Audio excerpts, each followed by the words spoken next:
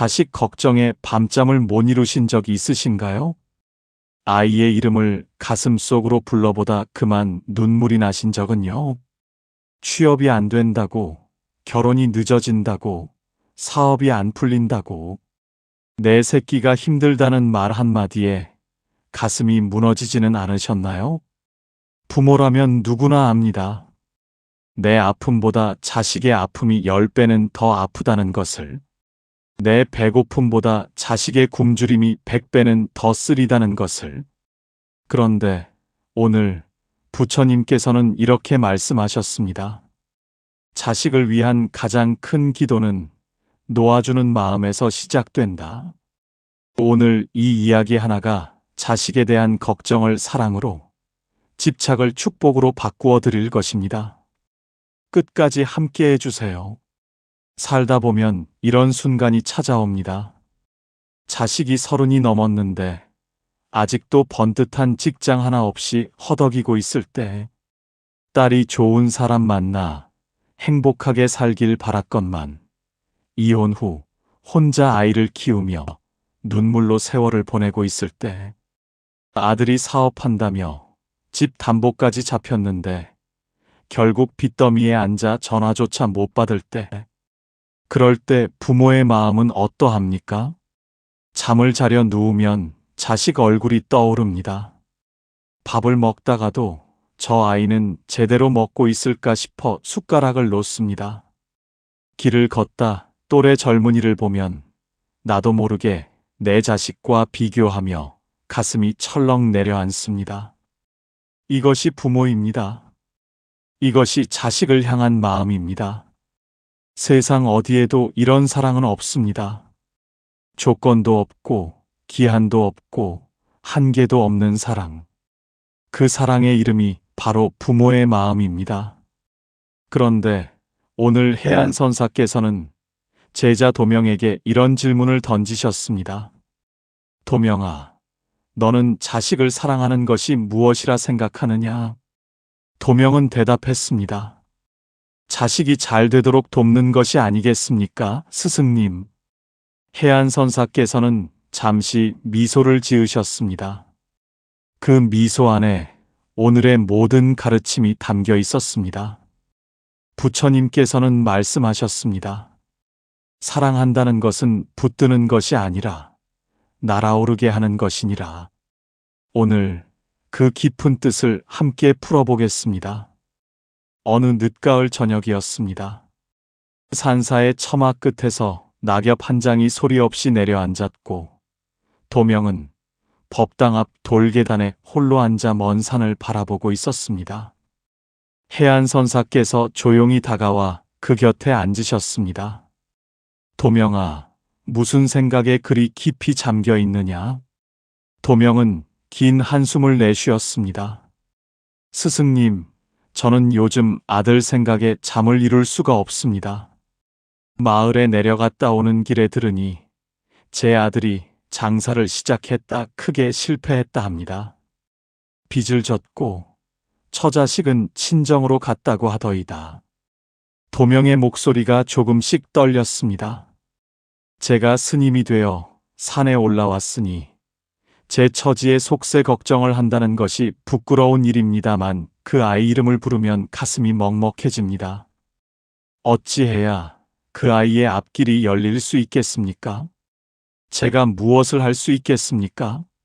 눈물이 그의 눈가에 맺혔습니다. 제가 출가를 하지 않았더라면 곁에서 도울 수 있었을 텐데 그 생각이 들면 밤새 가슴이 쓰립니다. 스승님, 부모가 자식을 위해 할 수 있는 일이 무엇이 있겠습니까? 기도 외에 무엇이 있겠습니까? 바람이 산을 넘어왔습니다. 낙엽 몇 장이 도명의 발 앞에 조용히 내려앉았습니다. 해안선사께서는 아무 말씀도 하지 않으시고 잠시 그 낙엽을 바라보셨습니다. 그리고 천천히, 아주 천천히 입을 여셨습니다. 도명아, 저 낙엽을 보거라. 해안선사께서 땅에 내려앉은 낙엽 하나를 손가락으로 가리키셨습니다. 저 잎은 봄에 나무에서 돋아났고 여름 내내 햇빛을 받으며 자랐고 가을이 되어 이렇게 떨어졌다. 나무는 저 잎이 떨어질 때 붙잡으려 하였겠느냐? 도명이 고개를 저었습니다. 아닙니다. 나무는 잎을 놓아 주었습니다. 그러하다. 나무는 잎을 키우는 동안 모든 것을 주었느니라. 물도 주고 양분도 주고 햇빛도 받게 하였다. 그러나 떠날 때가 되었을 때 나무는 붙잡지 않았다. 그것이 나무의 사랑이니라. 도명이 조심스럽게 물었습니다. 그렇다면 자식에 대한 부모의 사랑도 그러해야 한다는 말씀이십니까? 그렇다. 부모의 사랑은 세상에서 가장 크다. 그러나 그 큰 사랑이 때로는 자식의 발목을 잡느니라. 도명의 눈빛이 흔들렸습니다. 발목을 잡는다 하심은 어떤 의미이십니까? 해안선사께서 천천히 말씀을 이으셨습니다. 부모가 자식의 앞날을 걱정하고 또 걱정할 때 그 걱정의 기운이 자식에게 전해지느니라.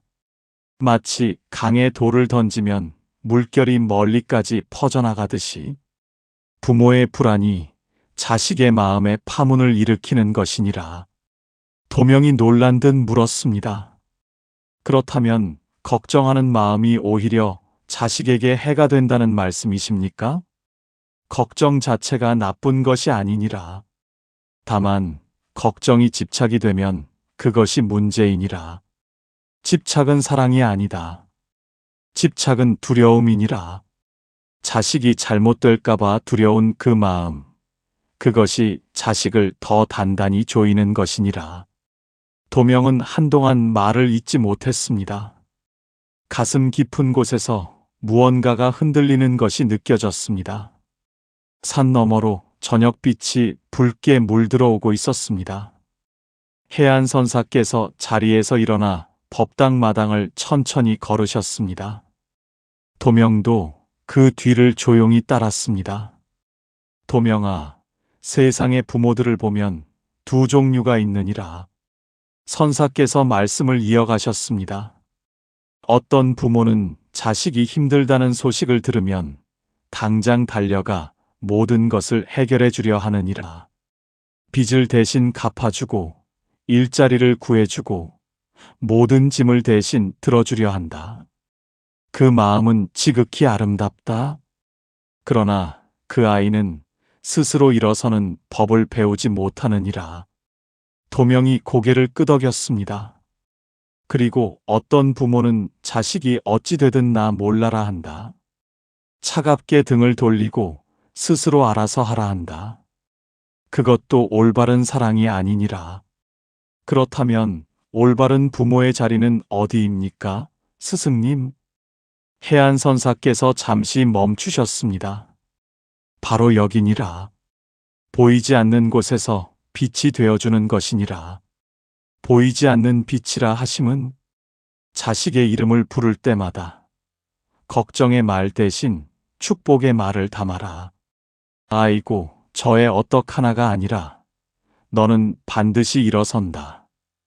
너에게 좋은 길이 열린다고 말하여라. 소리내어 말하여도 좋고 마음속으로 말하여도 좋다. 그 말이 기도가 되느니라. 도명의 눈이 빛났습니다. 말 한마디가 기도가 된다는 말씀이십니까? 그렇다. 부모의 입에서 나온 말은 자식의 혼에 닿느니라. 자식이 듣든 듣지 못하든 그 말의 기운은 반드시 전해진다. 오늘부터 자식 이름을 부를 때마다 이렇게 하여라. 이름아, 내 앞길이 활짝 열린다. 부처님의 빛이 너를 비춘다. 이 말을 하루 3번씩 하여라. 아침에 일어나서 밥을 먹으며 잠들기 전에. 도명은 두 손을 모았습니다. 반드시 그리하겠습니다, 스승님. 작은 것이라 여기지 마라. 물 한 방울이 바위를 뚫듯이 날마다 하는 축복의 말이 자식의 앞길을 여느니라. 달이 법당 지붕 위로 떠오르기 시작했습니다. 두 사람은 법당 앞 오래된 은행나무 아래에 자리를 잡고 앉았습니다. 도명아, 그러나 한 가지 경계해야 할 것이 있느니라. 해안선사의 목소리가 조금 더 깊어졌습니다. 어떤 부모는 이렇게 생각하느니라. 내가 기도하고 축복하면 자식이 반드시 내가 원하는 대로 잘 되어야 한다고. 이것이 오해니라. 도명이 의아한 표정을 지었습니다. 기도를 하면 좋아지는 것이 아닙니까? 기도는 자식의 앞길을 내 뜻대로 바꾸는 것이 아니니라. 기도는 자식이 스스로 자신의 길을 찾아갈 수 있도록 빛을 밝혀주는 것이니라. 차이가 있습니까, 스승님? 큰 차이가 있느니라. 이렇게 생각해 보아라. 어두운 밤길에 등불을 들어주는 사람은 어디로 가라고 강요하지 않는다. 단지 길이 잘 보이도록 밝혀줄 뿐이니라. 부모의 기도도 그러해야 한다. 도명이 고개를 천천히 끄덕이며 물었습니다. 그렇다면 많은 부모들이 자식의 결혼 상대, 직업, 사는 곳까지 기도로 정하려 하는 것은 잘못된 것입니까? 집착이 되면 그렇다. 흔한 착각이 세 가지 있느니라. 선사께서 손가락을 하나씩 펴셨습니다. 첫째, 자식이 잘 되는 길은 부모가 원하는 길이라는 착각. 둘째, 자식이 힘들면 반드시 부모가 도와줘야 한다는 착각. 셋째, 자식의 행복은 부모의 노력으로만 만들어진다는 착각.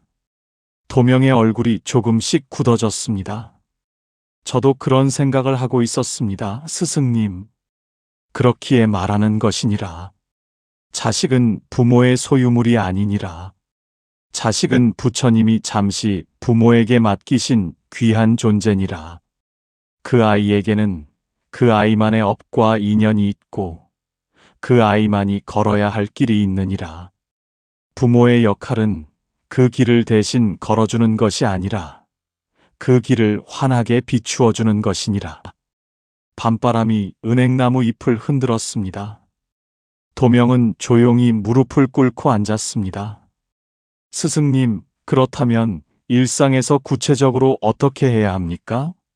자식과 만날 때, 전화할 때, 혹은 자식이 힘들다는 소식을 들었을 때, 해안선사께서 잠시 눈을 감으셨다가 뜨셨습니다. 이런 일이 생기면 이렇게 하여라. 선사께서 차분하게 말씀을 이어가셨습니다. 자식으로부터 힘들다는 연락이 왔을 때, 첫 번째로 할 일은 당장 달려가거나 해결책을 제시하는 것이 아니니라. 먼저 마음을 고요히 가라앉히고 그 아이의 이름을 3번 불러라. 그리고 이렇게 말하여라. 너는 이 어려움을 이겨낼 힘이 있다. 나는 그것을 믿는다. 도명이 물었습니다. 자식에게 직접 그 말을 합니까? 직접 해도 좋고 마음속으로 해도 좋다. 그리고 자식과 대화할 때 가장 조심해야 할 말이 있느니라. 내가 그럴 줄 알았다. 왜 그렇게 했느냐? 그러니까 내가 뭐라 했느냐? 이런 말들이 자식의 날개를 꺾느니라. 그 대신 어떤 말을 해야 합니까? 많이 힘들었겠구나. 고생했다. 그래도 여기까지 버텨줘서 고맙다. 이 말이면 충분하니라. 부모의 위로 한마디가 자식에게는 천군만마와 같으니라. 도명의 눈에 눈물이 맺혔습니다. 선사께서 말씀을 이으셨습니다. 또 이런 경우도 있느니라. 자식이 부모에게 아무 말도 하지 않을 때, 연락도 없고 소식도 끊기고 잘 있는지조차 알 수 없을 때, 그럴 때 부모는 어찌해야 하겠느냐? 도명이 대답하지 못하고 고개를 숙였습니다. 그럴 때야말로 진정한 기도의 시간이니라. 자식이 보이지 않을 때, 연락이 없을 때, 바로 그 순간 이름을 부르며 이렇게 말하여라. 어디에 있든 부처님이 함께 하신다. 어떤 길에 있든 빛이 너를 인도한다. 나는 너를 믿는다. 이 말을 하는 순간 부모의 마음에 평화가 오고 그 평화가 자식에게 전해지느니라. 달이 중천에 떠올랐습니다. 산사의 밤은 깊어졌고 멀리서 부엉이 소리가 한 번 들렸습니다. 도명은 한참을 말없이 앉아 있었습니다. 그러다 조용히 입을 열었습니다. 스승님, 저는 지금 이 순간 부끄럽습니다. 무엇이 부끄럽더냐? 저는 지금껏 아들을 걱정한다면서 사실은 제 마음이 편하고 싶었던 것 같습니다. 아들이 잘 되어야 제가 편하고 아들이 성공해야 저도 마음이 놓이는 것이니 그것이 순수한 사랑이었을까요? 해안선사께서 오랫동안 도명을 바라보셨습니다. 그 눈빛이 따뜻했습니다. 도명아, 그것을 아는 것이 바로 깨달음의 시작이니라. 깨달음이라 하십니까? 그렇다. 사랑과 집착을 구분하는 것, 그것이 첫 번째 깨달음이니라. 사랑은 상대를 위한 것이고 집착은 나를 위한 것이니라. 자식을 진정으로 사랑한다면 그 아이의 행복이 내 기대와 다를 수도 있음을 받아들여야 하느니라. 도명이 흐느꼈습니다. 그러면 제가 아들에게 해줄 수 있는 가장 큰 것은 무엇입니까, 스승님? 해안선사께서 천천히 말씀하셨습니다. 믿음이니라. 잠시 침묵이 흘렀습니다. 자식을 믿는 것, 그것이 가장 큰 선물이니라. 너는 반드시 일어선다. 너는 내 길을 찾아낼 것이다. 나는 그것을 믿는다. 이 믿음이 자식의 등에 날개를 달아주느니라. 도명의 눈에서 눈물이 흘러내렸습니다. 스승님, 이제야 알겠습니다. 제가 아들의 이름을 부를 때마다 걱정을 담았지, 믿음을 담지 않았습니다. 두려움을 담았지, 축복을 담지 않았습니다. 그러하다. 이제부터 바꾸면 되느니라. 오늘부터 그 이름을 부를 때마다 말하여라. 너는 반드시 잘 된다. 부처님이 내 곁에 계신다.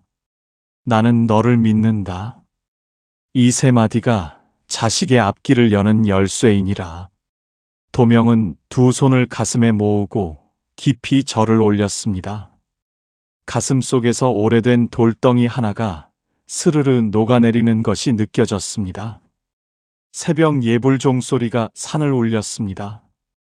어느새 동이 트기 시작했습니다. 해안선사께서 일어서시며 마지막 가르침을 주셨습니다. 도명아, 오늘부터 이것을 매일의 습관으로 삼아라. 아침에 눈을 떴을 때 자식의 이름을 3번 부르고 이렇게 말하여라. 오늘 하루도 부처님의 빛이 너와 함께 하기를. 내 앞길이 환하게 열리기를. 이 말을 입으로 소리내어 말하여라. 혼자 있어도 좋고 마음속으로 해도 좋다. 밥을 먹을 때는 이렇게 하여라. 밥 한술 뜨면서 이 밥의 기운이 저 아이에게도 전해지기를이라고 생각하여라. 먹는 것이 기도가 되느니라. 잠들기 전에는 이렇게 하여라. 자식의 얼굴을 마음속에 그리고 그 얼굴을 향해 미소 짓고 이렇게 말하여라. 오늘 하루도 고생했다. 잘 자거라. 내일은 더 나은 길이 열릴 것이다. 도명은 그 말씀 하나하나를 가슴 깊이 새겼습니다. 하루단 5분이면 충분하니라. 그러나 그 5분이 쌓이면 자식의 인생이 달라지느니라. 꾸준함이 기적을 만드느니라. 도명이 마지막으로 여쭈었습니다. 스승님, 만약 자식이 끝내 제 바람과 다른 길을 간다면 어찌합니까? 해안선사께서 환하게 미소 지으셨습니다. 그래도 괜찮다고 말하여라. 그 길에서도 부처님이 함께 하심을 믿어라. 자식의 길을 믿는 것, 그것이 가장 높은 사랑이니라. 날이 완전히 밝았습니다. 산사의 마당에 아침 햇살이 고요히 내려앉았습니다. 도명은 법당을 향해 3번 절을 올렸습니다. 그의 눈빛은 어젯밤과 달랐습니다. 무거움 대신 고요함이, 두려움 대신 믿음이 그 눈 속에 가득했습니다. 오늘 해안선사께서 도명에게 주신 가르침을 정리합니다. 첫 번째, 부모의 사랑은 붙드는 것이 아니라 날아오르게 하는 것입니다. 나무가 잎을 놓아주듯 자식을 놓아줄 수 있어야 합니다. 두 번째, 자식의 이름을 부를 때마다 걱정 대신 축복을 담으세요. 너는 반드시 잘 된다. 내 앞길이 활짝 열린다. 이 말이 기도가 됩니다. 세 번째, 부모의 기도는 자식을 내 뜻대로 이끄는 것이 아닙니다. 자식이 스스로 자신의 길을 밝혀 걸어갈 수 있도록 등불이 되어주는 것입니다. 네 번째, 자식이 힘들 때 가장 먼저 할 말은 많이 힘들었겠구나, 고생했다, 고맙다입니다. 이 말 한마디가 천군만마입니다. 다섯 번째, 자식을 향한 가장 큰 선물은 믿음입니다. 너는 반드시 일어선다. 나는 너를 믿는다. 이 믿음이 자식의 등에 날개를 달아줍니다. 여섯 번째, 아침, 밥 먹을 때, 잠들기 전 하루 3번 자식의 이름을 부르고 축복하세요. 단 5분의 습관이 자식의 인생을 바꿉니다. 사랑하는 시청자 여러분, 여러분의 자식도 지금 이 순간 어딘가에서 버티고 있습니다. 넘어지면서도 일어서고 울면서도 걷고 있습니다. 그 아이에게 지금 이 말을 전해주세요. 그 이름을 부르세요. 그리고 말해주세요. 너는 반드시 잘 된다. 어디에 있든 부처님이 너와 함께 하신다. 나는 너를 믿는다. 이 말 한마디가 자식의 어두운 밤을 밝히는 등불이 될 것입니다. 이 말 한마디가 막혔던 자식의 앞길을 활짝 열어줄 것입니다. 오늘 이 이야기가 여러분 마음속에 따뜻한 등불 하나 켜드렸기를 바랍니다. 당신의 삶에 고요한 평안과 밝은 복이 가득하시길 두 손 모아 빕니다. 사랑하는 자녀들의 앞길이 활짝 열리기를 간절히 기원합니다.